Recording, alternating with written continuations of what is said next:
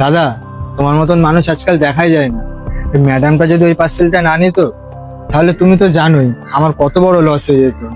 অসংখ্য ধন্যবাদ দাদা, তুমি ভালো থাকবে। দাদা। হ্যাঁ স্যার বলুন।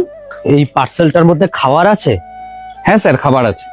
আসলে আমিও বাজারে দুপুরের খাবারটা আনতে যাচ্ছিলাম। আপনি কি এই খাবারটা আমার কাছে বিক্রি করবেন? হ্যাঁ দাদা, সত্যি আপনার খাবারটা লাগবে? খাবারটার 500 টাকা দাম। 500 টাকা? অসুবিধা নেই, এই নেন।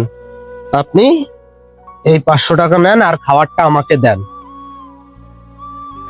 এই নিন স্যার খাবারটা। আর আমি বাজারে গেলে তো আমার একটা খরচাও লাগতো, তাই না? ওই বাবদ আপনি এই 100 টাকাটা রাখেন। Thank you sir.